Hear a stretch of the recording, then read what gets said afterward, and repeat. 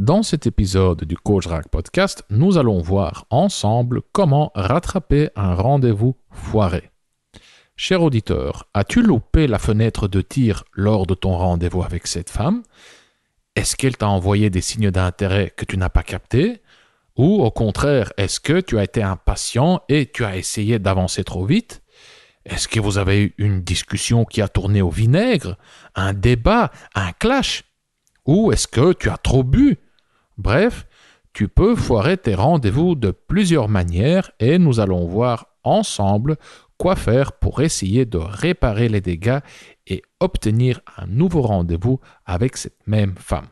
Mais, avant de commencer, cher auditeur, j'ai un service à te demander. Si tu nous écoutes sur YouTube, je vais te demander de te désabonner pour tout de suite après te réabonner. Je vais aussi te demander d'appuyer sur la cloche pour recevoir les notifications. Je vais te demander de laisser un pouce bleu et un commentaire si tu as l'envie et le courage de faire tous ces efforts. Je te demande ça car l'algorithme de YouTube s'est enfin retourné contre le Coach Rack Podcast. Lors de la dernière série de podcasts, YouTube s'est mis à supprimer 80% de mes commentaires sur ma propre chaîne. Le Coach Rack Podcast qui répond aux commentaires sur la chaîne du Coach Rack Podcast, donc moi qui réponds aux commentaires sur ma chaîne, je poste un commentaire, quelques secondes ou minutes plus tard, ce commentaire est supprimé. Même les commentaires les plus anodins, genre « merci pour ton commentaire » ou genre « merci pour ton témoignage »,« merci, ça fait plaisir », ces commentaires-là sont également supprimés. Mais aussi de longues tartines qui m'ont pris 15, 30, voire 45 minutes pour les rédiger, de longues réponses élaborées, nuancées, complètes et à mon sens politiquement correctes. Pas de hate speech, pas de discours de haine. Rien de tout ça. Supprimé. Si tu me connais, cher auditeur, tu sais que j'essaie d'être neutre et objectif, bien que bien sûr, je suis humain. Je souffre, entre guillemets, moi aussi, de biais cognitifs. Donc, on n'est jamais 100% neutre et objectif. Bref, tout ça pour te dire que même avec les meilleures intentions, mes commentaires sont supprimés. Et pour les podcasts, j'ai l'impression, donc je viens de te parler des commentaires, maintenant je vais te parler des podcasts en soi, j'ai l'impression que YouTube les montre moins souvent aux abonnés et dans les recommandations, et je le vois tout simplement aux statistiques. Concernant les commentaires, j'ai contacté le support de YouTube et la réponse était que l'équipe technique n'a rien trouvé. Non mais, les gars, sérieux, mes commentaires sont supprimés. De temps en temps, il y en a un qui reste, qui n'est pas supprimé. Donc, il m'arrive parfois de publier 4-5 fois le même commentaire pour qu'il reste. Donc, de temps en temps, il y en a un qui reste, qui n'est pas supprimé. Et l'équipe technique n'a rien trouvé. Non, mais c'est incroyable. Donc, ou bien l'équipe technique est incompétente, ou bien elle ne veut juste pas s'occuper spécifiquement de ma chaîne. Je suis certain que ce problème on va l'appeler de censure, c'est un problème répandu qui touche beaucoup de créateurs de contenu. YouTube doit gérer plus de 2 milliards d'utilisateurs. Ils ne vont quand même pas se faire chier avec une petite chaîne d'un podcast à la con. Ça doit être ça. Ils sont grands, tellement grands qu'on peut même se demander s'ils n'ont pas plus de pouvoir que les gouvernements, enfin, en tout cas plus de pouvoir que les gouvernements pour influencer les esprits des gens, pour influencer l'opinion publique. Bref, ils sont grands, je suis petit, ils ont le pouvoir. S'ils veulent fermer ma gueule, ils peuvent le faire. Bref, voilà, donc moi, qu'est-ce que je peux faire? Juste essayer de m'adapter, quoi, voilà. Essayer de trouver des solutions, trouver des alternatives à YouTube. Et aussi, essayer de te demander, cher auditeur, de te désabonner, de te réabonner, d'activer la cloche, de laisser un commentaire et un pouce bleu pour voir si je sais pas moi, si ça change quelque chose. Bref, je te remercie d'avance, cher auditeur. Passons au podcast. Alors, comment rattraper un rendez-vous foiré. La drague directe, pure et dure, pas de censure. Bienvenue dans le Coach Drague Podcast.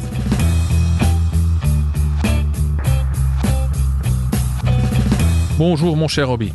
Hello Constantine, comment tu vas? Ouais, aujourd'hui, ça va. Je suis en forme, je me suis bien préparé, je suis chaud pour le podcast d'aujourd'hui. Et j'ai quelques petits conseils sympas à partager. Donc, ouais, ça va. Et toi? Écoute, top. Simplement, comme je t'avais dit avant de commencer ce podcast, j'étais un peu moins inspiré pour celui-là. Ça arrive suivant les sujets. Sur le dernier, j'étais inspiré, sur le un peu moins. Donc, ce que j'aime bien aussi, c'est que souvent, quand je suis un peu moins inspiré, sans qu'on se concerte, eh bien, tu as plus d'inspiration que moi. Donc, je pense que tu sens que tu dois combler mon déficit. Donc, c'est bien. Oh, je pense que tu te sous-estimes aujourd'hui. Mais bon, c'est vrai que voilà, on n'est pas en forme tous les jours. Hein, on n'a pas toujours la patate. Le podcast précédent en est la preuve. Moi, j'étais en retard pour le podcast. C'est pour ça que j'ai improvisé un petit peu pour le format. C'est pour ça que je t'ai délégué entièrement le contenu. Je parle encore du podcast précédent. Car j'étais en retard et j'étais même pas préparé. Juste pas motivé. J'avais quelques jours comme ça, la flemme. Mais voilà, je voulais pas procrastiner, remettre le truc à plus tard. C'est pour ça que j'avais trouvé un plan B. Mais aujourd'hui, ça va. Aujourd'hui, voilà, je vais essayer de compenser ça. Et de quoi va-t-on parler aujourd'hui alors? De comment rattraper un rendez-vous foiré. Ok. Bon, pour commencer, Roby, je vais être très franc. Voilà, moi, en fait, j'ai jamais réussi à rattraper un rendez-vous foiré. Attention, j'ai jamais réussi à rattraper un premier rendez-vous foiré. Parce que j'ai pris mon temps pour ce podcast, pour faire du brainstorming, pour consulter ma mémoire, pour me rappeler... je peux pas me rappeler de tous mes rencas, mais en tout cas, quand je me suis posé la question... Oh là là, Consti, réfléchis un petit peu, essaye de te souvenir de tes rendez-vous foirés. Comment est-ce que tu les as foirés? Quel type... comment est-ce qu'on peut foirer un rendez-vous? Car c'est assez vaste comme titre. Comment rattraper un rendez-vous foiré? Un rendez-vous foiré, c'est quoi? Donc, comment tu as foiré tes rendez-vous? Comment est-ce que tu as essayé de te rattraper? Est-ce que tu as réussi à rattraper le coup, etc.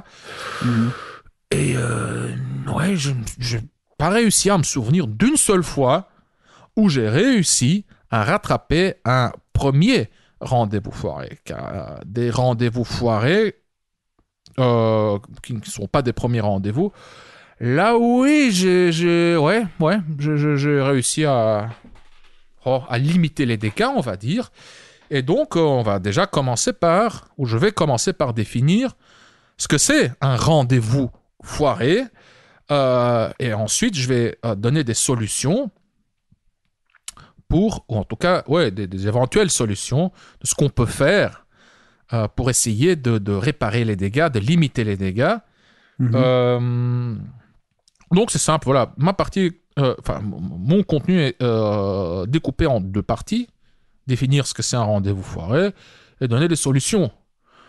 Cher auditeur, tu vas sûrement te reconnaître dans un des cas de figure suivants. C'est quoi un rendez-vous foiré? Moi, ici, j'ai noté j'ai 5-6 types de rendez-vous foirés. Le premier, c'est que quand tu n'as pas été assez entreprenant. Tu n'as pas été assez entreprenant d'un point de vue intime. Moi, surtout après une longue période d'inactivité, quand je me remets dans le bain, je reprends des rendez-vous, je ressens... C'est pareil pour la drague de rue. Tu te relances dans la drague de rue après une longue période d'inactivité. Oui, tu as le stress. Ta première approche, elle est crispée, tu seras un petit peu maladroit, tu es rouillé, ton temps de réaction est plus long, tu es plus nerveux. Voilà. Pareil pour les rendez-vous. Je me rappelle, où j'ai eu quelques reprises. À quelques reprises, j'étais juste pas assez entreprenant. J'étais mou, j'étais stressé, nerveux. La petite voix dans ma tête était... Le volume de la petite voix dans ma tête était plus élevé. Donc attention, c'est pas le moment, t'es pas assez bon, tu vas lui faire peur, voilà, bah, bref, des petits jugements, quoi. Donc, premier type, t'as pas été assez entreprenant intimement, t'as pas eu le courage d'initier le rapprochement et le contact physique. Donc, la fille est intéressée ou suffisamment intéressée, ou bien elle est un peu indécise, elle est un peu dans la zone grise concernant son niveau d'intérêt pour toi. Alors là, c'est mieux de graduellement instaurer de la tension sexuelle en initiant le rapprochement et le contact physique. Et si tu le fais pas, dans la plupart des cas, pour moi en tout cas, ça reste un rendez-vous plat, formel, et la fille perd son intérêt, et après ce premier rendez-vous, c'est juste, voilà, ça s'éteint, quoi. Hein. Peut-être encore, il y a quelques messages qui sont envoyés encore, et puis plus rien, c'est mort. Ça, c'est le premier type. T'as pas été assez entreprenant intimement. Deuxième type, c'est l'inverse. T'as été trop rapide, t'as sauté des étapes. Hein, comme toi, tu le dis, Roby, tu as brûlé une cartouche. Donc, t'es là, la fille te plaît, t'es chaud, t'as envie, tu t'es même impatient car ça fait longtemps, tu sens les titillements en bas, tu te dis, allez, ce soir je dois marquer un but pour rester dans l'esprit de la Coupe d'Europe. Et elle, si elle est un peu, si elle était par exemple prête à ce moment-là à t'embrasser, mais c'est tout, hein, elle était prête à t'embrasser, mais elle n'était pas prête pour aller plus loin. Et toi, t'as essayé de forcer la chose, tu as été un peu trop pushy, trop needy. Là aussi, ouais, avec ça, tu peux foirer le rendez-vous. Surtout, donc si tu essayes de forcer la chose, elle te dit stop, et là, t'as une petite réaction de rejet. Tu sens le rejet, il y a ton visage qui se crispe légèrement, tu as ce sentiment de déception. Et tu essaies de le masquer et tu vois dans son regard qu'elle voit que tu es déçu, que tu as mal pris le rejet et que tu essaies de le masquer. Ça aussi souvent, après un premier rendez-vous, ça diminue considérablement tes chances qu'elle ait envie de te revoir. Troisième type, ça m'est arrivé aussi, hein, t'as commis un faux pas parce que t'étais trop bourré. Des bêtises comme ça, j'en ai fait quand même. Car moi, j'adore. Oui, j'aime bien boire, j'aime bien être sous, j'adore me bourrer la gueule. Et comme beaucoup de mecs, après 2-3 bières, j'ai plus d'inhibition. Quand je dis j'ai plus d'inhibition, c'est surtout vis-à-vis de l'alcool que je n'ai plus d'inhibition. Donc, peut-être qu'au début, j'ai l'intention de boire 1, 2, 3 bières. 1, 2, 3 verres, juste pour bien doser, pour être bien, pour que ma confiance en moi, mes muscles sociaux, mes cordes vocales soient bien lubrifiées, mais pas trop. C'est mon intention, mais je sais qu'en réalité, après 2-3 verres, il y a mon cerveau qui dit juste encore vis-à-vis de l'alcool. Et oui, 4-5 verres, 6 verres, 7 verres, et là, je commence aussi un petit peu à perdre le focus. Et parfois, juste à dire des bêtises. Et bon, dans la plupart des cas, ça va, je gère. Mais quand tu additionnes les rendez-vous, de temps en temps, je laisse tomber la balle et je commets des bêtises, quoi. Je suis juste trop bourré. Voilà, beaucoup trop bourré. Quatrième façon de foirer un rendez-vous, c'est de te laisser séduire par le débat. La fille est dans la zone grise, elle est indécise vis-à-vis de son intérêt pour toi. Ça peut devenir un oui, mais ça peut tout aussi bien devenir un non. Si tu commets l'erreur à ce moment-là d'entrer dans un débat qui tourne au vinaigre, comme ça, il y a aussi pas mal de rendez-vous que j'ai foirés de cette manière-là. La politique, la religion, le véganisme, qu'est-ce qu'il y a encore? Le féminisme. Oh là, quelle horreur, quoi. Ouais. Si vous avez des opinions divergentes, ça risque très vite de tourner au vinaigre. Ouais. Et si t'es comme moi, à un moment, tu te laisses séduire, surtout après 3, 4, 5 verres où t'arrives juste plus à la fermer et où à ce moment-là, le fait d'avoir raison devient ta priorité numéro 1. Non, pas de garder l'équilibre dans dans l'interaction, non pas de garder la bonne ambiance entre toi et elle, non pas d'instaurer de la tension sexuelle, de la compréhension, de la sympathie et je sais quoi. Hein. Si ton but à ce moment-là devient d'avoir raison, chez moi, comme chez beaucoup de mecs, ça se termine juste mal, voilà. Le clash et puis game over. 5e façon de foirer un rendez-vous, c'est de mal gérer ta logistique. T'as pas bien réfléchi aux endroits que tu vas visiter, t'as pas bien réfléchi à la séquence, par exemple. Séquence, c'est-à-dire le rendez-vous aura lieu dans un bar, puis on fait un deuxième bar, puis on passe chez moi ou chez elle, ou n'importe quelle structure. Hein. Mais quand t'as pas un plan clair, oui, tu risques un petit peu de tourner en rond, de te retrouver dans des petites phases dans l'interaction indécises. Qu'est-ce qu'on va faire maintenant? Toi, t'as envie de quoi? Je sais pas, ça m'est égal. Et toi? Ouais, moi, je sais pas, t'as envie de prendre encore un verre? Ouais, pourquoi pas? Et toi? Ouais, mais pas ici. Ouais, peut-être ailleurs. Ok, tu sais où? Pas vraiment. Tu vois, tu sens déjà le truc. Ouais. Tu sens déjà l'ambiance couler. Et puis, vous sortez, vous êtes indécis, tu sais pas trop où, qui, quand, comment, qu'est-ce que je prends la décision ou pas, est-ce que je la laisse choisir et c'est mort. Enfin, mort.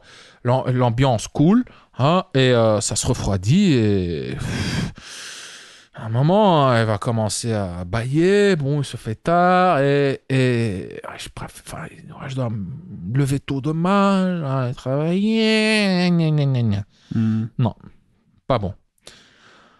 6e façon de foirer un rendez-vous, et ça c'est la dernière façon, tu laisses la fille guider le rendez-vous.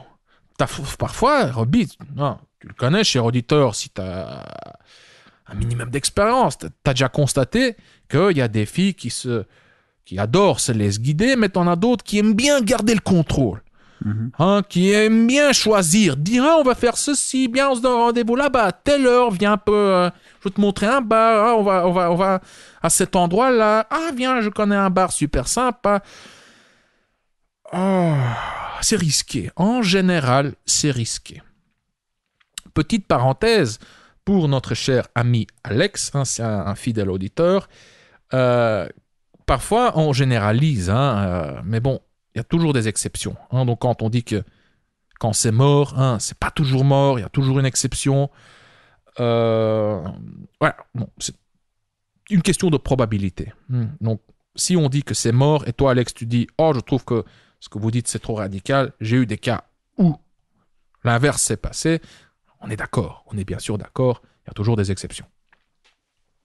Mais donc en général, de mon expérience, surtout au premier rendez-vous, quand je laisse la fille guider le rendez-vous, ça se termine en un bisou sur la joue, merci, c'était sympa, au revoir. Maintenant, si la fille est vraiment, vraiment intéressée, intimement, tu vois qu'elle est attirée, qu'elle a envie de toi, qu'elle est séduite, qu'elle veut coucher, oui, là, elle va juste faciliter la transition vers l'intimité.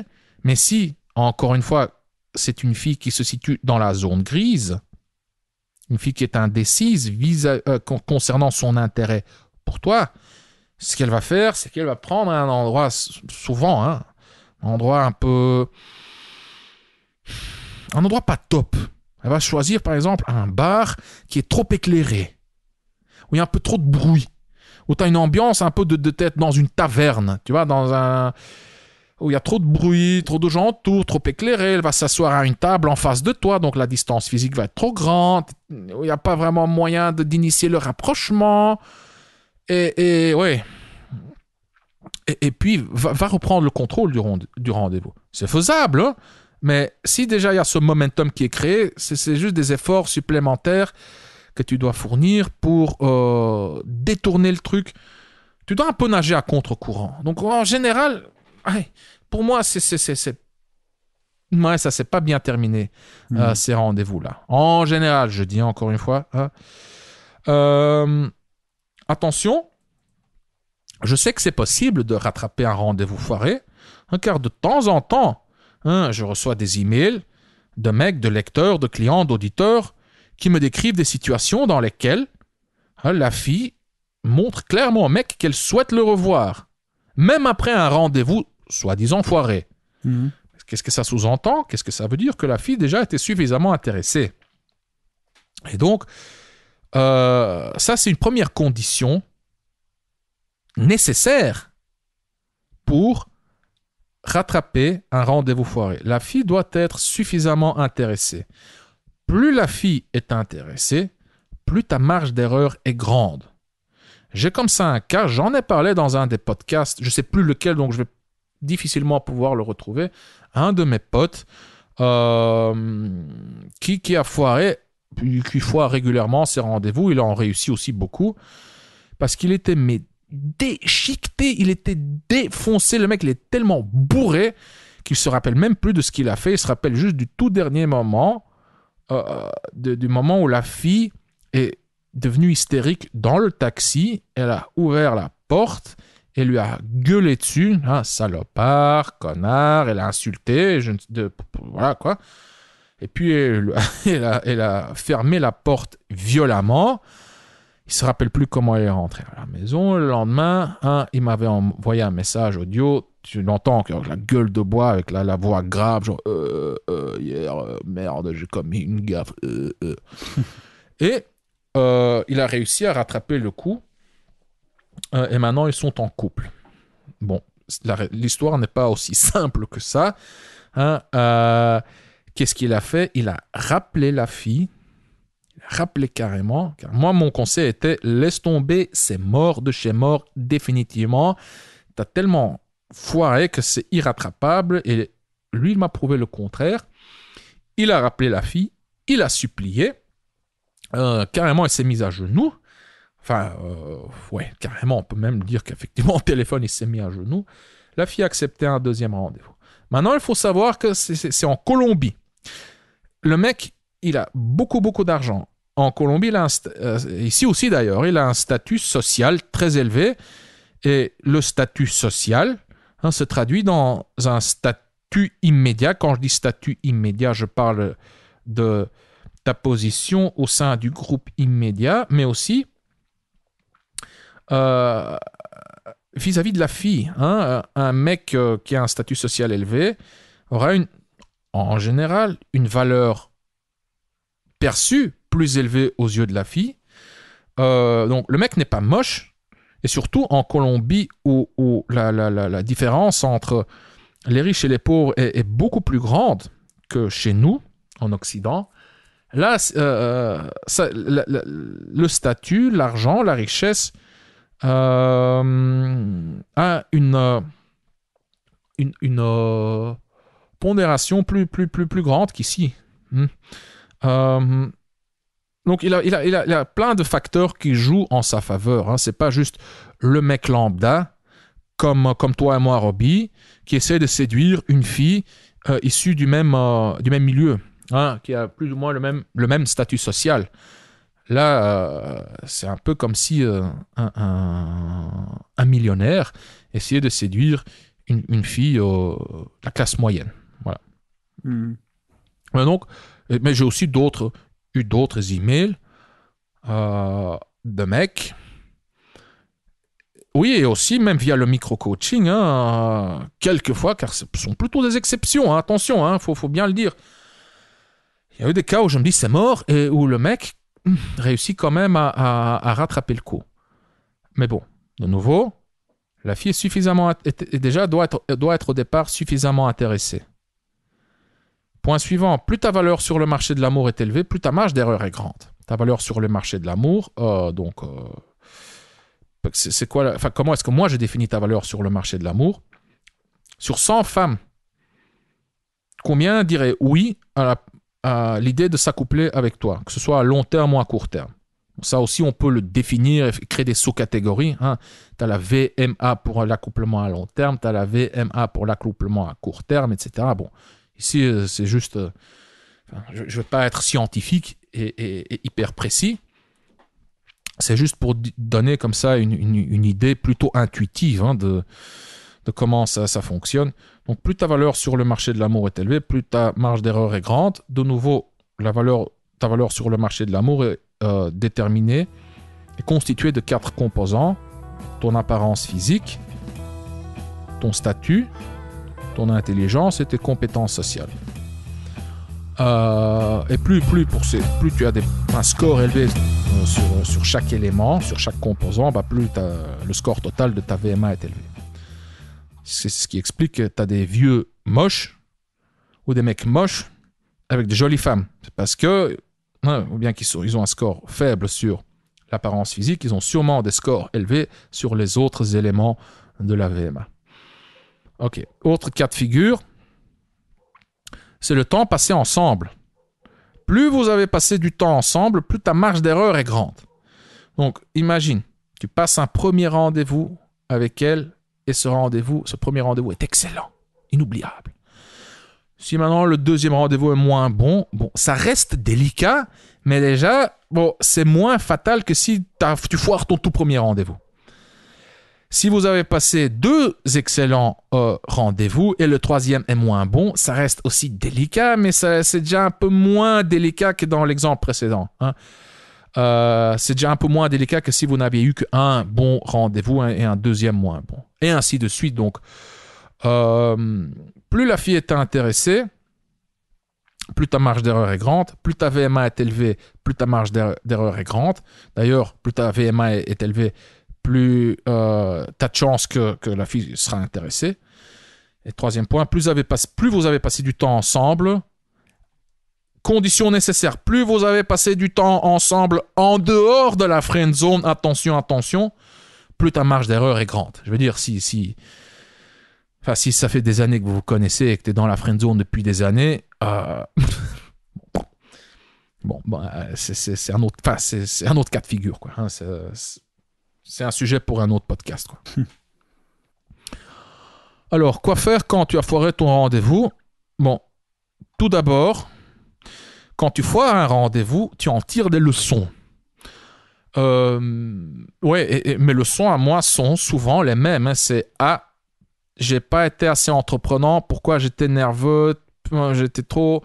Je suis rouillé.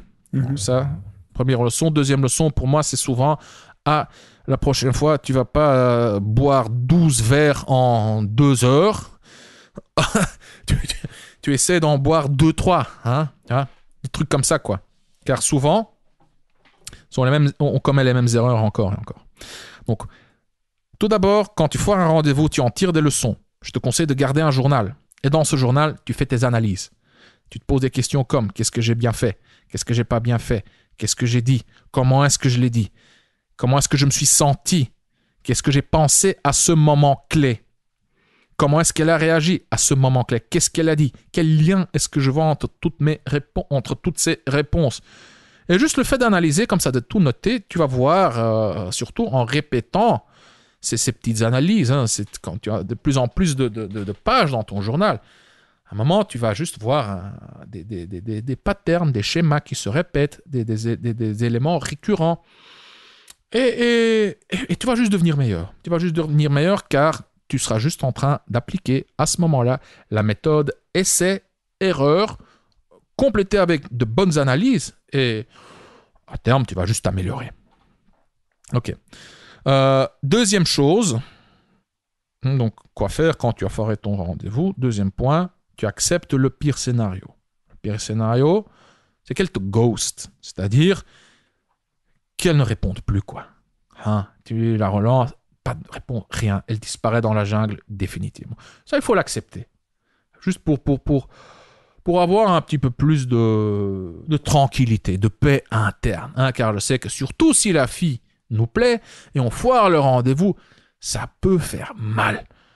Tu sens que ça te ronge. Oh là là, ça peut être frustrant. Tu as envie de te cogner la tête contre le mur. Tu as envie de tirer une balle. Mais putain, quel con, pourquoi est-ce que j'ai commis cette gaffe? Je te jure, la prochaine fois, cette fameuse prochaine fois, je ne commettrai plus la même erreur. Mais donc, si tu sais déjà que tu as plus de chances qu'elle te ghost qu'elle n'accepte. Si elle te ghost, ça, voilà,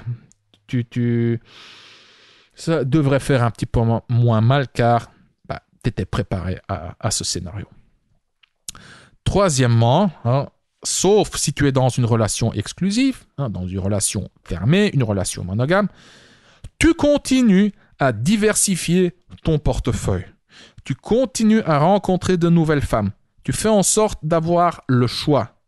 Car, par expérience, c'est même une règle, quoi. Une règle connue, si je ne me trompe pas, dans la communauté de séduction. C'est tous les bons dragueurs le savent, ils l'ont vécu.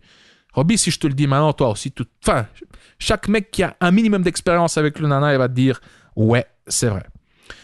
Je peux te dire que c'est plus facile de séduire une nouvelle femme que de réparer les dégâts avec une femme avec qui t'as foiré le coup, quoi.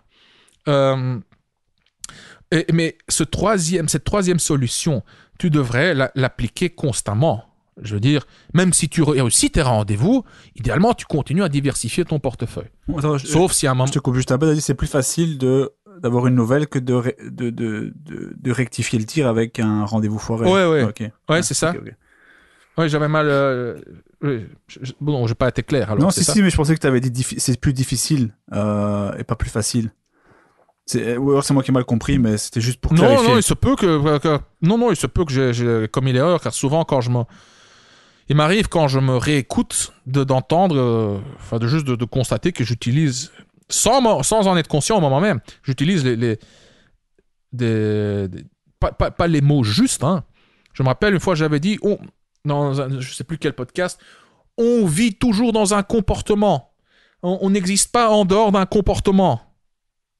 Et quand moi-même, j'avais pas capté, parce que je croyais que je disais environnement. On existe toujours dans un environnement, on n'existe pas dans un vide, on est toujours blabla, environnement, et moi je disais comportement, mais j'entendais environnement.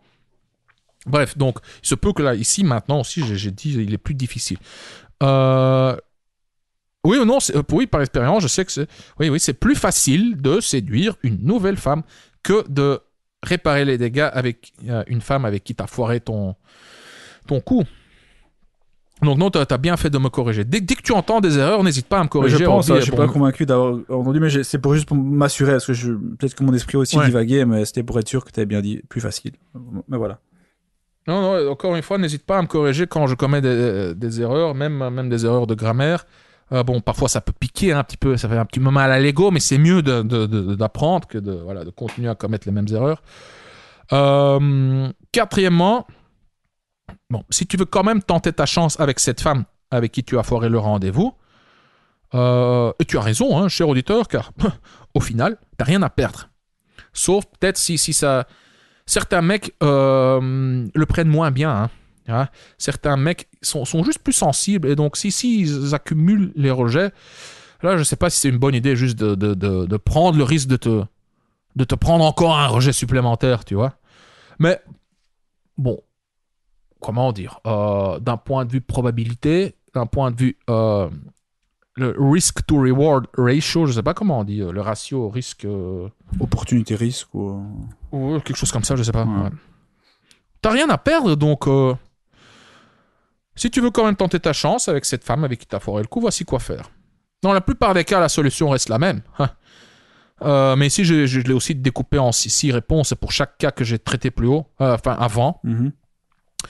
Avec la fille avec qui t'as pas osé initier le rapprochement et le contact physique, qu'est-ce que tu fais ? Tu la recontactes, et tout simplement, et tu lui proposes un nouveau rendez-vous.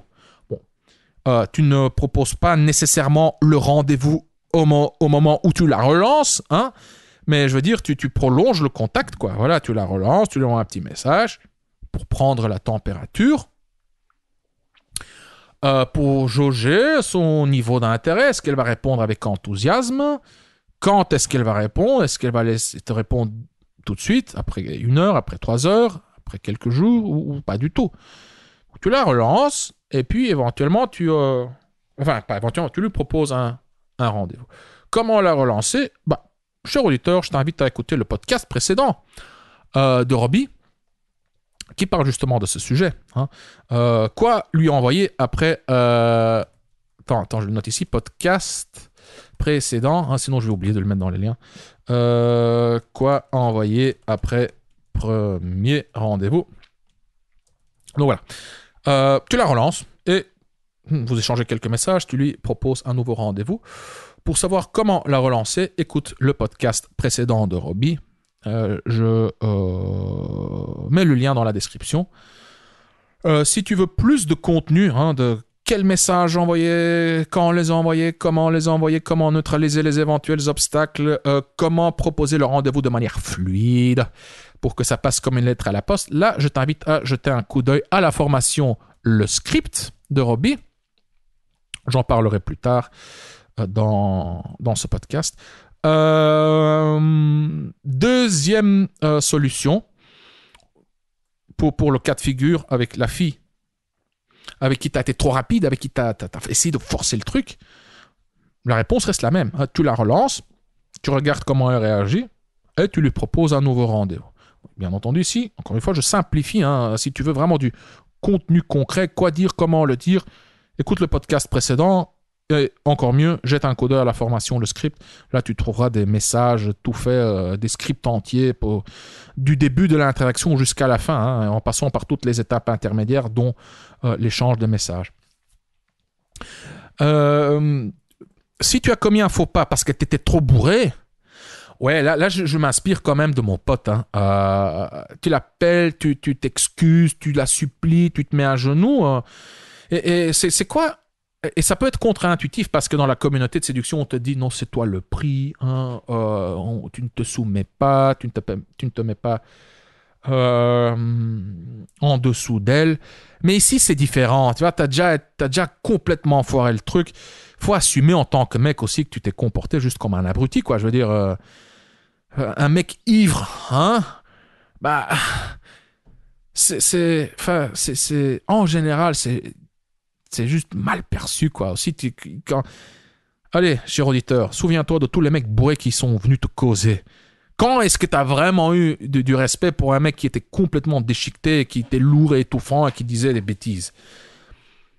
Bah, pour moi, c'est un signe d'intelligence sociale. Mais même pas, c'est juste, c'est même pas, faut même pas être intelligent socialement. Ça me semble, c'est basique, quoi. Quand tu t'es ridiculisé, quand tu as commis une bêtise, quand tu es bourré, bah, tu t'excuses par la suite. C'est normal de ressentir de la honte, de la gêne. Ça fait juste preuve que tu es normal socialement, quoi. Combien de fois est-ce que le lendemain, je me suis réveillé avec la gueule de bois et un sentiment de honte. Je me dis, oh putain, j'ai fait ça. Oh putain, j'ai dit ça. Oh non, j'avais juste envie de... Ouais, de m'endormir, enfin de me rendormir et de me cacher en dessous de mon coussin, juste par honte. Car que ce soit après un premier rendez-vous ou même plus tard, ouais. Dans ma vie, j'ai quand même quelques fois dû m'excuser pour les bêtises que j'ai commises en étant bourré. Pour moi, ça me semble la solution la plus viable pour cette situation. Alors, point suivant, la femme avec qui tu as eu le débat explosif.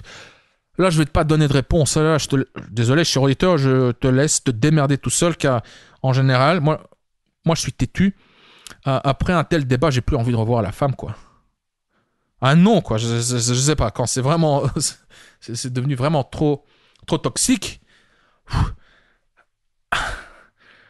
Moi, je suis dégoûté. J'ai un arrière-goût amer, j'ai une frustration, je ressens du mépris, du dégoût pour cette femme. Mais là, non, pas envie. Là aussi, je pourrais dire que la solution reste la même. Tu la recontactes, tu essayes de... Ouais. J'arrive même pas à donner ce conseil car j'ai l'impression de ne pas être sincère. Hein? Ça me correspond pas. Comment... Moi, j'ai jamais regretté... Comment dire? Parfois, d'un point de vue stratégique, je me dis... Merde, j'aurais pas dû avoir ce débat. Je retiens ça pour les prochaines fois. Puis, je recommets quand même la même erreur quelquefois. Mais j'ai jamais j'ai eu des regrets d'avoir commis cette erreur, mais j'ai jamais regretté, j'ai jamais eu envie de réparer les dégâts avec une femme avec qui j'ai eu un débat qui a tourné au vinaigre. Donc ici, je dis non, quoi. Je te dis désolé, cher auditeur, ici tu peux pas compter sur moi, tu te démerdes. Voilà. Quand t'as pas bien géré la logistique, quoi faire? Tu la recontactes, vous échangez un petit peu, tu proposes le rendez-vous et cette fois-ci, tu fais en sorte d'avoir une logistique impeccable, de contrôler la logistique, de savoir où ça va, où vous allez vous rencontrer, comment transiter de point A à point B et comment te retrouver entre quatre murs chez toi, chez elle, à l'hôtel, dans un Airbnb ou je ne sais où pour pouvoir terminer la soirée ensemble. Dernier point, la fille qui a guidé le rendez-vous, tu la recontactes. Pareil, tu proposes le rendez-vous et là, tu as même une bonne excuse. Hein. Là, tu l'invites, tu lui fais comprendre que cette fois-ci, c'est toi qui veux lui montrer quelque chose. Hein. Tu apprécies. La dernière fois, c'est elle qui a pris le temps et fait les efforts de faire découvrir des trucs. Et là, c'est toi qui... C'est ton tour maintenant de lui montrer, je sais pas moi, un bar à cocktail top où on sert des cocktails uniques. Donc, en général, la réponse reste la même. Tu continues. Voilà. Tu prolonges l'interaction, tu la relances, vous échangez et tu reproposes un autre rendez-vous. Maintenant, l'idéal, bien entendu, serait de ne pas foirer tes rendez-vous. Et ça vient avec l'expérience. Mais si tu veux accélérer ton apprentissage et maximiser tes chances de réussir tes rendez-vous, et par réussir, je veux dire séduire cette femme, devenir intime avec elle, s'embrasser, se faire des câlins, faire l'amour, etc. Alors, encore une fois, je t'invite à jeter un coup d'œil à la formation de Robbie, la fameuse formation intitulée « Le script ». Mais comme je l'ai dit déjà, j'en reparlerai plus tard dans ce podcast. Robbie, toi, qu'est-ce que tu penses de tout ce que j'ai dit? Est-ce que tu as d'autres éléments? Comment est-ce que toi, Car toi, tu foires plus. Je sais pas moi, ton dernier rendez-vous foiré doit dater d'il y a 10 ans, 15 ans, je sais pas moi. Car... de nouveau, on en revient à ce que tu disais. C'est quoi la définition d'un rendez-vous foiré? J'ai noté quelques points intéressants. Parce que les rendez-vous que je foire, c'est-à-dire où il se passe rien, c'est la plupart du temps... Allez, je veux dire 7 fois sur 10 ou 8 fois sur 10, c'est parce que c'est moi qui ai voulu foirer le rendez-vous parce que la fille m'intéressait pas assez et donc c'est moi qui ai pas fait les efforts nécessaires. J'ai une structure en tête que j'applique tout le temps, mais quand d'ailleurs j'ai eu ça il y a pas longtemps, c'était samedi et j'étais juste simplement pas intéressé et ça s'est terminé par une bise sur la joue parce que je voulais pas faire les efforts nécessaires. Je savais où me diriger, quoi faire, mais je voulais pas le faire. Après il y a point crucial effectivement après quand tu as accumulé assez d'expérience, quand tu as développé ton propre, on va dire, ton système de séduction où tu connais tes étapes à toi à parcourir. Ouais. Cher auditeur, on se donne rendez-vous à tel endroit, dans tel bar. Je vais utiliser telle et telle technique, juste technique de drague. Enfin, il y en a pas. Enfin, je veux dire, tu utilises quelques techniques de drague qui sont surtout des points de repère pour savoir où tu te situes. Ouais. C'est pas que ton rendez-vous est scripté, prédéfini, prédéterminé de A à Z du début jusqu'à l'intimité. Non. Juste par-ci, par-là. Tu connais les points principaux. Tes rendez-vous sont saupoudrés avec par-ci, par-là des petites techniques juste pour savoir où tu te situes dans le processus de séduction. À un moment, avec l'expérience, tu sais que parfois, tu constates juste que la fille ne suit pas. Elle ne suit pas. Quand tu essaies de passer à l'étape suivante, mais quand tu appliques une de tes techniques ou quand tu essaies de passer d'un endroit à l'autre, tu sens de la résistance, tu sens encore et encore de la résistance. Chaque fois, c'est un petit drapeau rouge qui s'ajoute. Drapeau rouge, encore un drapeau rouge, encore un drapeau rouge. Ouais, j'ai 3-4 drapeaux rouges. Par expérience, je sais que ça va rien donner. Et là, tu as toujours un pas d'avance sur la fille et là, tu peux terminer tes rendez-vous en premier. Parce que tu sais quand même que ça va quand même rien donner. Ouais, ça aussi. Donc c'est pour ça que j'étais. Les rendez-vous foirés en soi, ça fait partie du jeu. Ça fait partie des situations que tu auras. Moi, ce que j'avais noté comme définition, je trouve qu'elle est assez sympathique. Je t'avais dit que tout à l'heure, j'avais pas beaucoup d'inspiration, et puis à un moment donné, j'ai une petite définition qui est arrivée. C'est comment est-ce que moi je définirais un rendez-vous foiré? Eh bien, je dirais qu'un rendez-vous foiré, c'est un rendez-vous où tu ressors du rendez-vous avec autant, voire plus d'incertitude qu'avant le rendez-vous. Parce que c'est ça, pour moi, un rendez-vous foiré. Ouais, magnifique. Ouais. C'est un rendez-vous où l'alchimie n'est pas là, un rendez-vous, ça arrive. Tu peux pas connecter avec tout le monde, tu peux pas avoir de l'alchimie avec toutes les filles, ça ne peut pas fonctionner avec tout le monde. Mais là où je trouve que c'est un rendez-vous foiré, c'est quand la fille t'intéresse et que tu sors du rendez-vous avec ce sentiment de ne pas savoir plus ou voire moins qu'avant le rendez-vous, parce que c'est ça que c'est un rendez-vous, c'est avoir pu instaurer l'intimité, aller un maximum, aller le plus loin possible pour connaître le niveau d'intérêt intime que cette fille a envers toi. Donc pour moi, c'est ça un rendez-vous foiré, c'est quand t'as encore plus, voire autant d'incertitude qu'avant le rendez-vous. Donc voilà.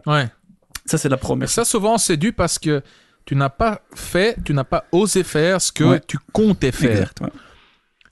Et bon, avec l'expérience et aussi en te formant, car sur le web, il y a plein de bons contenus, aussi plein de mauvais contenus, mais tu sais ce que tu dois faire. Tu sais, comme je l'ai dit il y a quelques instants, tu as quelques techniques, tu as quelques comportements que tu affiches, tu essayes de passer ou plutôt de passer d'un lieu à un autre. Donc, quand tu fais ce que tu as à faire, en principe, après avoir coché les cases, après avoir affiché les comportements que tu comptais afficher avant le rendez-vous, si tu les as affichés pendant le rendez-vous, tu sais où tu as plus d'infos. Tu as plus d'infos. Voilà. Parce que bon, en tant que débutant, t'as pas d'expérience, tu t'es pas informé sur le web. Là, déjà là, tu vas à tes rendez-vous sans trop savoir quoi faire et comment le faire. Ouais. Mais bon, bref. Ouais, c'est ça. Donc voilà, moi c'est vraiment ce que je garde en tête et c'est la phrase un peu qui sortira, c'est un rendez-vous foiré pour moi. Donc c'est un rendez-vous où tu ressors avec autant, voire plus d'incertitude qu'avant le rendez-vous, parce que justement tu n'as pas fait le nécessaire, tu n'as pas fait avancer suffisamment les choses par peur ou par manque de structure. Et donc, après le rendez-vous, tu te sens mal parce que tu as l'impression de ne pas avoir fait ce qu'il fallait. Donc, je ne vais pas revenir en détail sur toutes les différents types de rendez-vous foirés. Moi, j'avais fait une petite liste qui contenait 3 éléments que tu as absorbés et tu en as rajouté 3 en plus. Donc là, tu t'as été super complet. Je vais simplement rajouter 2 petites choses que tu n'as pas mentionnées. La première, c'est au lieu de... Je vais dire un peu ce que moi je ferais ou que faire, mais surtout, on n'en a pas parlé, c'est qu'est-ce qu'il ne faut pas faire dans cette situation-là. On n'en a pas discuté. Moi, j'ai noté 3 choses. C'est, première chose, ne pas chercher à t'excuser. Sauf si on prend l'exemple où t'es vraiment bourré, t'as été désagréable, etc. Là, je suis 100% d'accord avec toi. Il n'y a pas de problème à s'excuser quand t'as vraiment été un connard, quoi. Excuse-moi, j'étais bourré, je sais plus ce que je disais, j'ai été de mauvaise compagnie. Là-dessus, il n'y a pas de souci. Mais si le rendez-vous était simplement pas extraordinaire, tu vas pas t'excuser à cause de ça. Deuxième chose, tu vas pas non plus chercher à compenser. Ce qui est un peu... On a cette tendance un peu, quand on n'a pas fait ce qu'on voulait faire au rendez-vous, on essaie de compenser par la suite pour obtenir la réponse qu'on n'a pas pu obtenir lors du rendez-vous. Donc on va essayer on va peut-être un peu trop être pushy dans les messages ou essayer de faire une déclaration, essayer vraiment d'en savoir plus ce que tu n'as pas osé. Donc compenser, donc tu vas peut-être t'investir un peu trop et ça pourrait être perçu pas perçu de manière extraordinaire. Donc ne pas chercher à s'excuser, ne pas chercher à compenser. Et je dirais aussi ne pas chercher à te dévaloriser non plus. Parce que imaginons que la fille n'est pas plus intéressée que ça.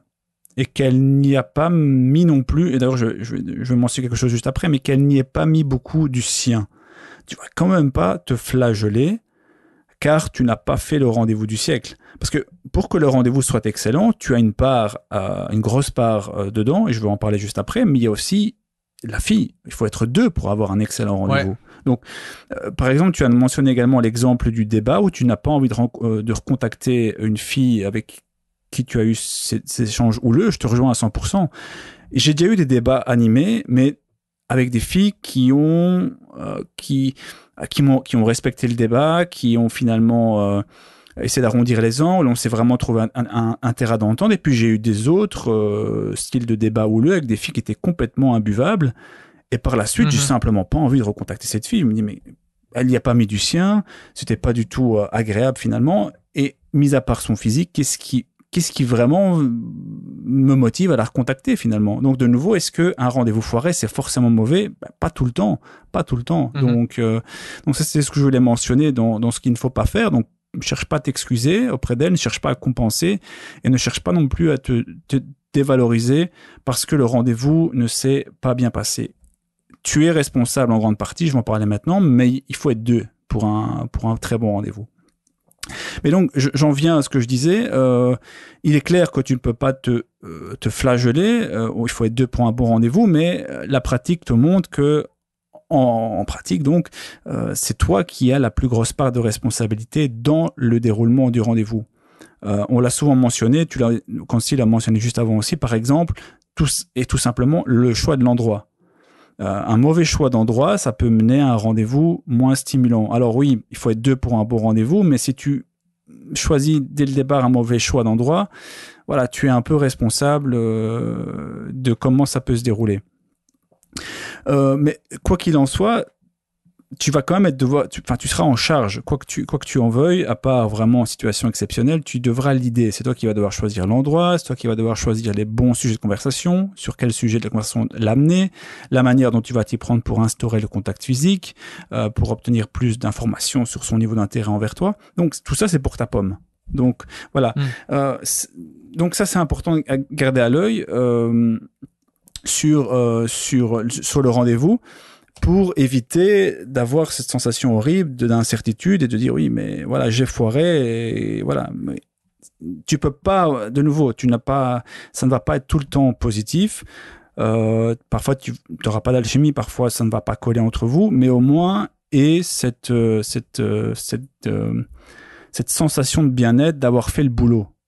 D'avoir fait les choses correctement. Tu as choisi l'endroit, tu as choisi les bons sujets de conversation, tu as essayé d'instaurer le contact physique, tu as même essayé de l'embrasser.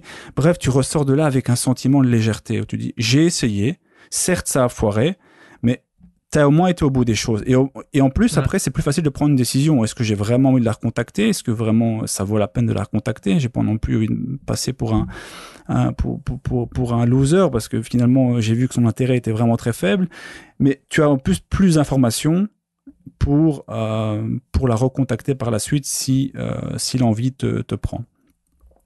Donc je vais maintenant mentionner moi ce que je fais dans ces situations, et j'ai 2-3 petits trucs que j'ai mentionnés, que je vais mentionner que tu n'as pas, toi, Concy, mentionné, mais de nouveau, c'est des petits détails, c'est des petits twists, c'est des petites modifications ci et là.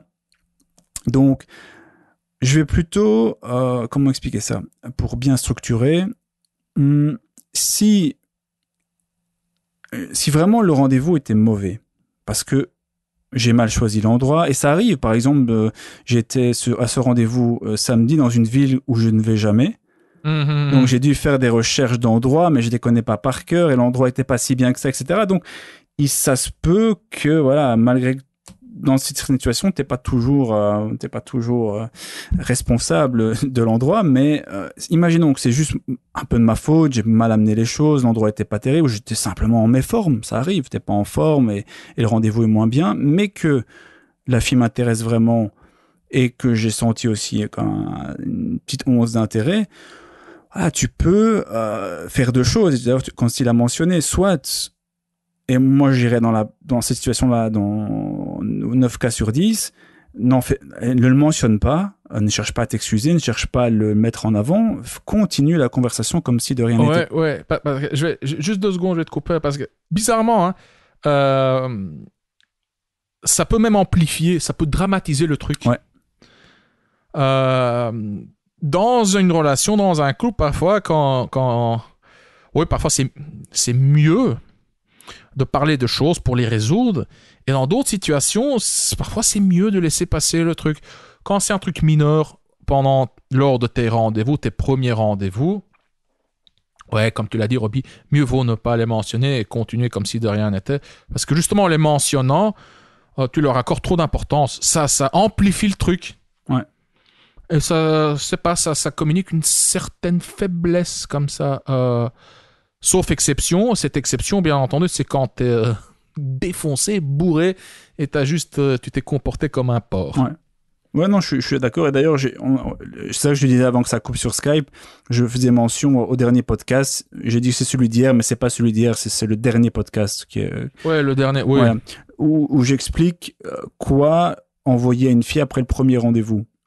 C'est ça. Eh bien, si tu veux savoir quoi lui envoyer après un rendez-vous entre guillemets foiré, avec toutes les raisons que Kansi a mentionnées, eh bien, va jeter un coup d'œil à ce podcast et utilise les mêmes règles. Voilà. Il n'y a rien d'autre à changer, sauf vraiment quand tu t'es vraiment comporté de manière exécrable et ça mérite vraiment des excuses et ça mérite de revenir sur les événements. Ok.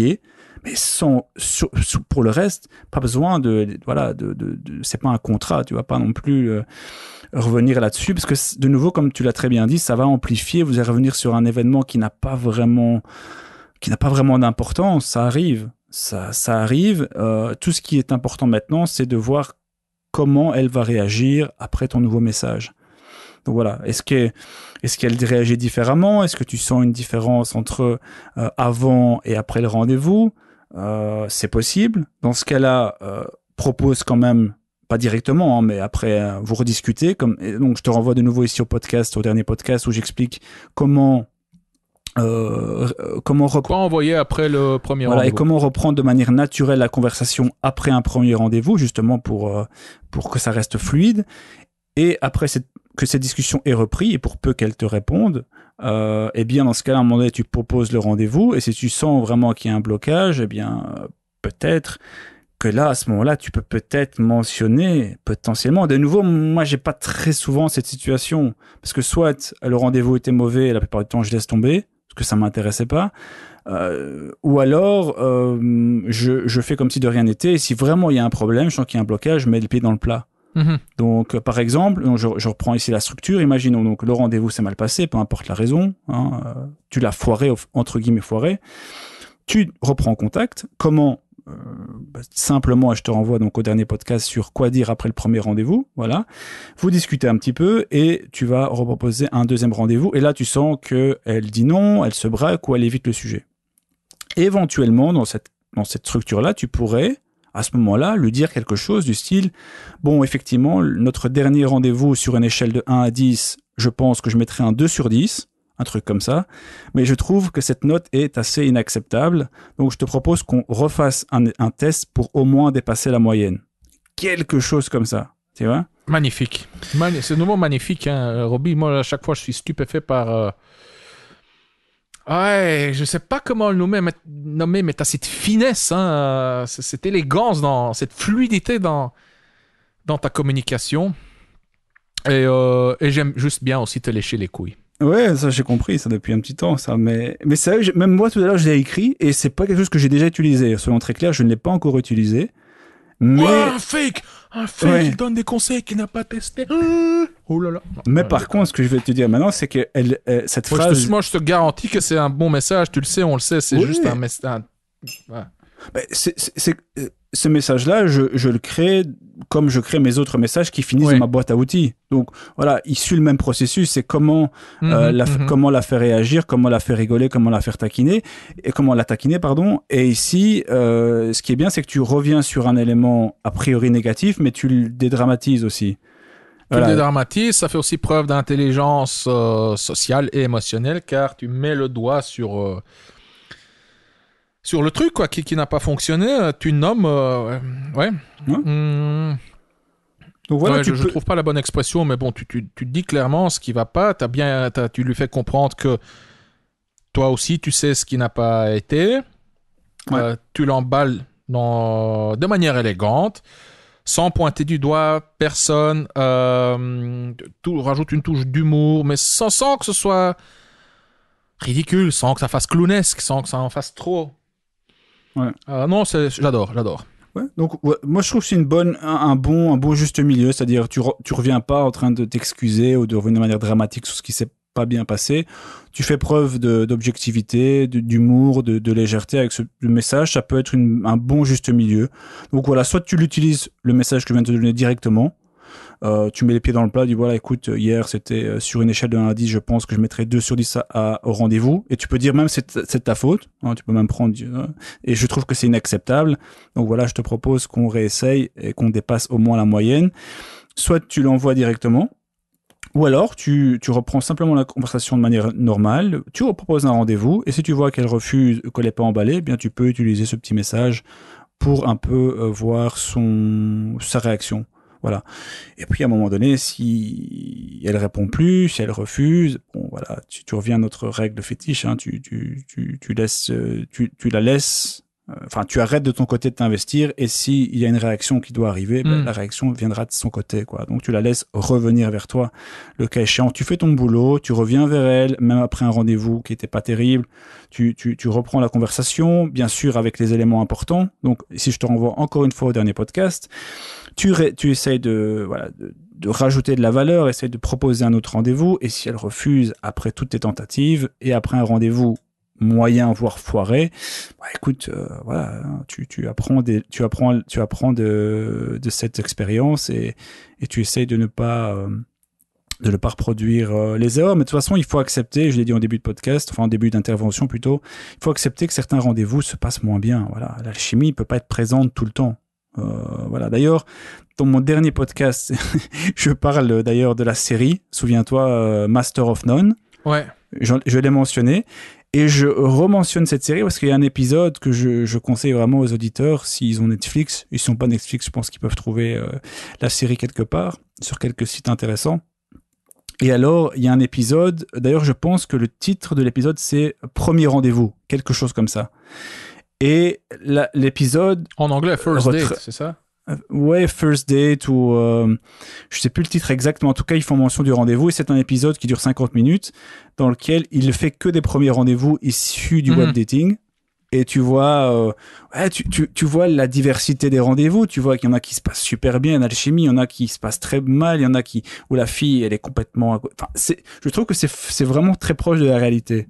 C'est bien. Cet épisode est bien à regarder parce qu'il y a des très bons messages de la part de l'acteur d'origine indienne qui fait vraiment, que j'aime beaucoup.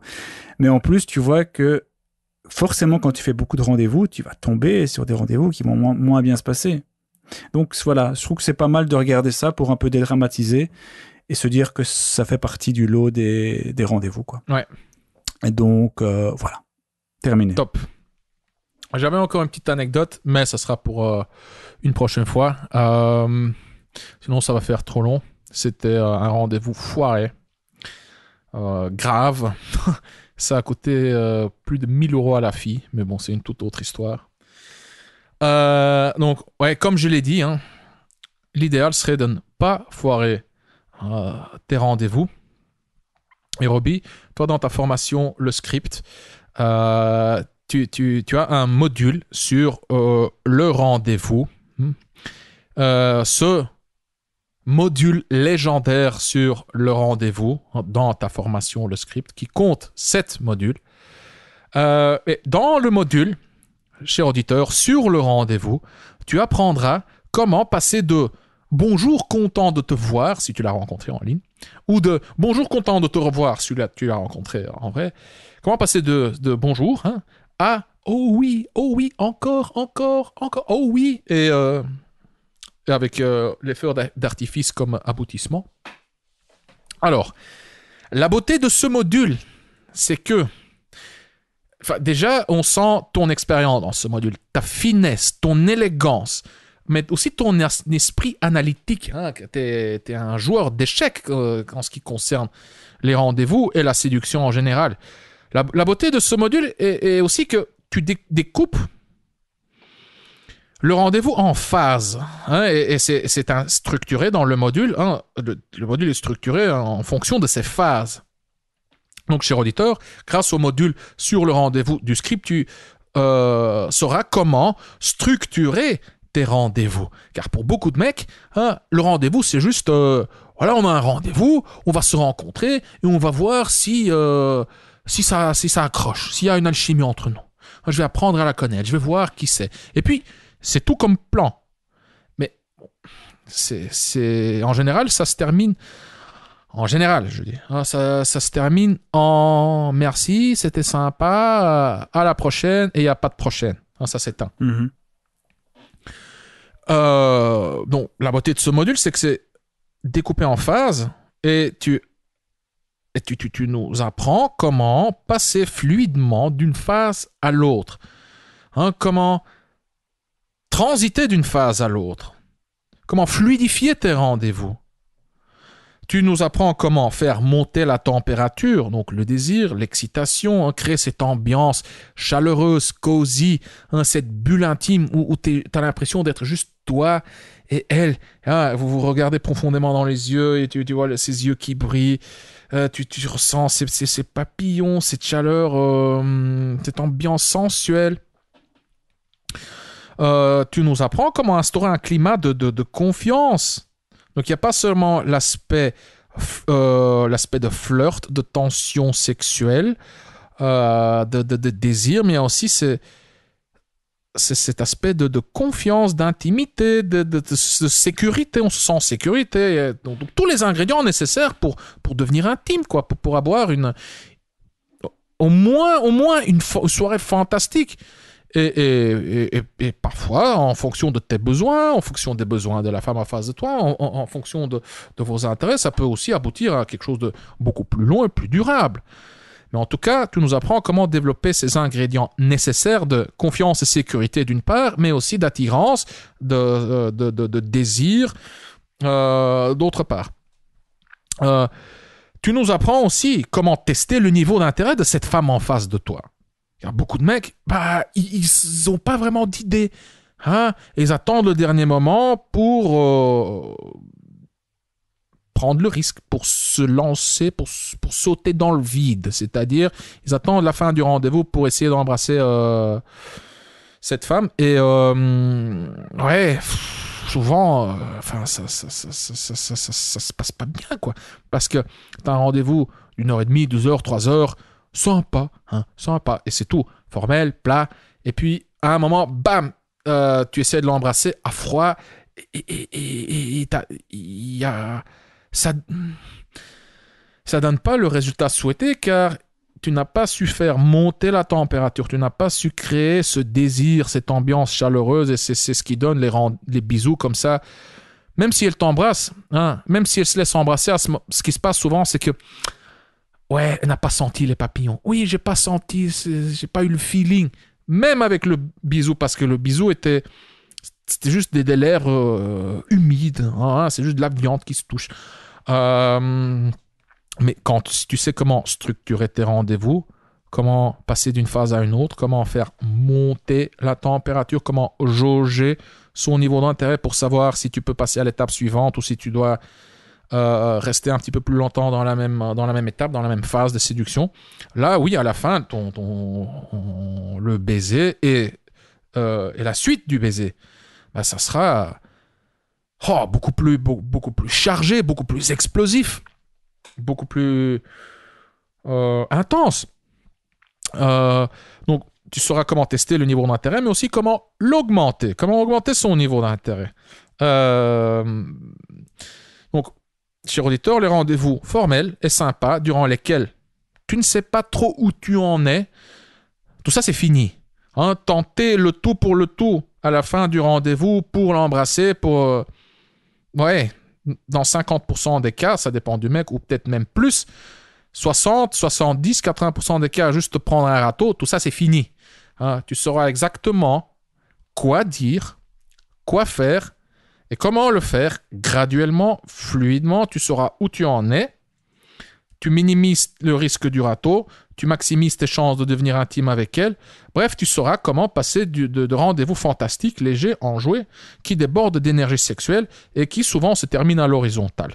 Donc tu recevras, et pas uniquement dans le module sur le rendez-vous, mais dans tous les modules, tu recevras des phrases de drague toutes faites, des techniques de drague toutes faites, des scripts, des paragraphes entiers, quoi, que tu peux, entre guillemets, copier-coller dans ton jeu de séduction, les intégrer dans ton jeu de séduction, et les modifier à ta sauce, juste pour améliorer tes résultats. Voilà. Donc, et aussi, si cette femme a des objections lors du rendez-vous, sûrement tu seras confronté à des objections. Je veux dire, on a tous des envies et des craintes aussi. Tout comme toi, avec certaines femmes, tu as des objections, tu te méfies à certains niveaux. Est-ce qu'elle est sincère avec moi ? Est-ce qu'elle essaye juste de m'allumer? Est-ce qu'elle essaye de profiter de moi? Est-ce qu'elle est juste intéressée pour certains mecs, juste pour mon pouvoir, pour mon argent, pour mon statut? Est-ce qu'elle va juste profiter de moi ou pas? Est-ce que je lui plais? Est-ce qu'elle voit quelqu'un d'autre? Enfin, bref, et là, tu seras confronté à des objections et tu sauras mot pour mot quoi dire, comment le dire pour neutraliser ces objections, pour les réduire le stress, pour mettre la femme en confiance. Et attention, je ne te parle pas de manipuler la femme. Tu ne te dis pas, je vais utiliser une technique pour la mettre en confiance. Non, quoi, c'est une question d'empathie. C'est une question de comprendre la femme, de comprendre ses craintes, ses besoins, de te mettre à sa place et de la rassurer. Je veux dire, c'est une question de penser à elle et non pas à tes petites envies et tes besoins de toi. Attention, bien sûr, toi, tu dois respecter tes envies et tes besoins aussi, mais c'est une danse. Tu dois aussi tenir compte d'elle. Bien entendu, je ne devrais même pas le mentionner. Et donc, les phrases, les techniques et les petits scripts que tu apprendras dans le script, ils te pousseront automatiquement à être empathique, à te mettre à sa place, à écouter, à comprendre ses besoins et ses envies. Et tout ça, bien entendu, en restant fidèle à toi-même. Ça peut sembler contradictoire, mais ça ne l'est pas du tout. Une fois que tu seras, une fois que tu lis le contenu, que tu écoutes le contenu, une fois que tu apprends tout ce dont je te dis concrètement, enfin tout ce dont je te parle, pardon. Bref, une fois que tu consommes le contenu du script, voilà. Donc, pour plus d'infos sur le script, clique sur le lien se trouvant dans la description. Et alors, quand tu cliques, tu vas tomber sur la page de présentation. Tu verras aussi de quoi traitent les autres modules. En total, il y a 7 modules. Ici, je viens de présenter le module sur le rendez-vous, mais tu as aussi un module sur l'état d'esprit, comment gérer tes émotions, plus précisément, comment gérer ta motivation, comment te motiver pour aller rencontrer des femmes, comment te préparer mentalement pour tes rendez-vous, comment gérer le stress, la peur, etc. Comment gérer la fatigue. Souvent, dans beaucoup de formations, on parle de l'état d'esprit. Souvent, ce sont les modules qui nous attirent le moins. Genre, j'ai pas envie d'étudier d'apprendre quoi que ce soit sur l'état d'esprit. Je veux juste les techniques concrètes pour pouvoir les appliquer maintenant pour les résultats immédiats. Tu vois, c'est ce que notre cerveau nous dit. Mais ça reste, c'est quand même peut-être même le module le plus important, car si tu ne sais pas gérer tes émotions, tu vas juste, tu vas souffrir, tu vas pas atteindre tes résultats, et même écouter ce podcast-ci, c'est une stratégie pour gérer tes émotions, car tu as envie de t'améliorer avec les femmes, car tu crois que tu vas te sentir mieux si tu t'améliores avec les femmes. Tu veux vivre plus de plaisir en rencontrant plus de femmes. Ou peut-être que tu penses que tu vas devenir plus heureux en rencontrant la femme de ta vie. Donc, je dirais que je simplifie fortement, mais je dirais que tout ce qu'on fait dans la vie, c'est en fonction de nos émotions. Bon, bref, je m'écarte, mais tout ça pour te dire que le module sur l'état d'esprit est hyper important, même s'il te parle un petit peu moins. Il y a un module sur la drague de rue, il y a un module sur la drague en soirée, il y a un module sur la drague sur le web, d'ailleurs que tu es en train de mettre à jour, Robbie, avec plein de nouveaux scripts, de nouvelles phrases pour aborder, pour transiter, pour développer la conversation, pour proposer le rendez-vous. Tu as des scripts entiers qui ont vraiment comme objectif de trouver des filles intéressées pour avoir du plaisir à court terme. Donc vraiment des schémas entiers, des scripts quoi. Tu dis ceci, elle te répond cela, puis tu dis ceci, elle te répond voilà, et ainsi de suite jusqu'à voilà quoi. Et donc je sais plus ce que tu m'as dit, mais bon ici on va faire peur aux auditeurs si je leur dis, parce que bon ce qui nous intéresse sont les résultats, pas la quantité. Mais quand même tu m'as dit que à la base le module actuel compte 40-50 pages, et là maintenant t'es déjà à 120 pages ou quoi, je sais plus. Et tu vas. Ouais. Tout à fait, ouais. Non, ça va être une refonte totale. C'était un des modules que je voulais vraiment encore améliorer. C'est une petite bombe. C'est une petite bombe. Était déjà très bien avant, mais là. Ouais, donc on parle encore une fois du module sur la drague en ligne, avec. Tu vas aussi enregistrer ton écran avec des captures d'écran, des petites vidéos. Tu nous expliques, tu analyses tes conversations. Ouais, les différents scripts, voilà. Non, mais c'est du béton. Même moi, j'ai hâte. je te connais, je connais une partie de tes techniques et je me rappelle à l'époque quand je corrigeais, je finalisais le script, j'essayais un peu de trouver, moi, quand c'était le bulgare, enfin, tu vois, le bulgare qui a grandi en Flandre, qui corrige ton français à toi, c'est un peu ironique. Mais voilà, quand je faisais la rédaction finale, ou l'édition finale, je sais pas comment on dit en français. Ouais, l'édition finale, voilà, ouais, du script, j'apprenais plein de trucs, je me disais, putain, ce mec, il est raffiné, quoi. Oh, le petit vicieux, le petit malin. Enfin, vicieux, non, t'es pas vraiment vicieux, mais c'est juste malin, ça se fait... C'est ingénieux, c'est beau, c'est magnifique. Et d'ailleurs, je devrais une fois vraiment faire un travail sérieux, de récolter tous les témoignages, parce qu'il n'y a pas de témoignages sur la page de présentation, ce qui est juste con, car ça pourrait augmenter les ventes, ça fait plus d'argent pour nous. Voilà, bon. Je sais je sais que dans YouTube, il y a plein de petits témoignages. Top le script. Enfin, j'ai réussi à conclure lors du premier rendez-vous. Enfin, bref, ils se disent, ouais. En dessous des 200, presque 50 podcasts sur YouTube, régulièrement, il y a des témoignages sur le script. Je devrais juste les rassembler, les mettre sur la page de présentation. Je me suis de nouveau écarté, je sais plus ce que je voulais dire. C'est juste, voilà, Oui. Donc, c'est du béton. Mais donc, on parlait du module sur la drague en ligne. Là, j'ai hâte juste d'apprendre les trucs de ce que tu nous racontes. Mais aussi, même dans mes coachings, Robbie, avec le micro-coaching, je reprends tes éléments. Ils me disent, qu'est-ce que je dis à la fille? Alors, hop, je m'inspire de ce que tu as dit. Voilà. Donc, j'ai hâte de voir comment tu as mis le truc à jour. Enfin, de voir tes mises à jour, de les lire et de les appliquer. Ouais. Je continue. Donc, il y a... quoi est-ce que je parlais? Du module sur la drague en ligne.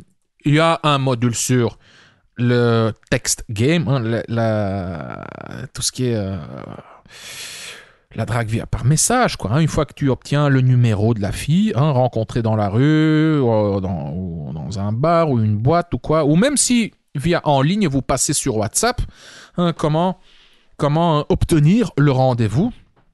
Mais là aussi, avec plein de nouveau, d'où le nom, le script. T'as juste plein de scripts, de phrases de drague, de techniques de drague pour toutes les phases du processus de séduction, de l'approche à la conclusion. Et par approche, ça peut être dans la rue, dans les bars, mais même sur l'Internet. Tinder, Bumble, toutes les applications et les sites de rencontres. Il y a un module sur le rendez-vous et il y a aussi il y a d'autres... Bref, j'en ai déjà dit assez, il y a d'autres modules, maintenant je me rappelle plus. Voilà, en fait, donc pour résumer, la promesse du script, c'est tu apprendras, donc avec des phrases de drague toutes faites, des scripts tout faits, des techniques de drague toutes faites, élaborées en détail, comment les appliquer, quand les appliquer, dans quel contexte, avec quelle intonation, etc. Que tu peux, et je te le conseille même, adapter à ta sauce, à ta situation. Donc avec toutes ces techniques de drague, tu apprendras comment aborder une femme, comment développer la conversation, comment prendre ses infos, ses coordonnées, Instagram, Facebook, numéro de téléphone, WhatsApp, n'importe, comment obtenir le rendez-vous par message et comment organiser tes rendez-vous, comment structurer tes rendez-vous, comment te comporter lors de tes rendez-vous pour devenir intime. Donc en fait, de l'approche à la conclusion, tu sauras quoi faire exactement. Si tu ne sais pas quoi dire à une femme pour la séduire, le script te donne la solution. Que dis-je? Le script te donne les solutions. Cher auditeur, pour plus d'infos sur le script, clique sur le lien se trouvant dans la description. Robbie, on a fait le tour. Je te remercie de nouveau pour ta contribution. Cher auditeur, merci pour ton attention et on se revoit dans le prochain épisode. Bye bye. Yes, à bientôt. Voilà, cher auditeur, nous sommes arrivés à la fin de cet épisode. Si toi aussi tu souhaites obtenir une solution à ton problème ou une réponse à ta question, alors je t'invite à décrire ton problème ou à poser ta question en laissant un commentaire sur YouTube en dessous de n'importe quel épisode du Coach Drague Podcast. Si tu ne l'as pas encore fait, alors abonne-toi au Coach Drague Podcast. Tu peux t'abonner sur YouTube, Spotify, SoundCloud, Apple Podcast ou via l'application que tu utilises pour écouter ce podcast. Et si tu as aimé cet épisode du Coach Drague Podcast et si tu souhaites me remercier ou me donner un coup de pouce, voici ce que tu peux faire. Si tu m'écoutes sur YouTube, alors tu peux laisser un pouce bleu ou un commentaire. Si tu m'écoutes sur Apple Podcast, alors tu peux laisser une évaluation de 5 étoiles si tu trouves, bien entendu, que le podcast mérite une telle évaluation. Les évaluations, les pouces bleus et les commentaires sont importants, ou en tout cas ils sont importants pour moi, car ils m'encouragent, me motivent et me donnent des idées pour créer du nouveau contenu. Mais avant tout, en laissant un commentaire, une évaluation ou un pouce bleu, tu aides les mecs comme toi et moi à découvrir le Coach Drag Podcast plus facilement.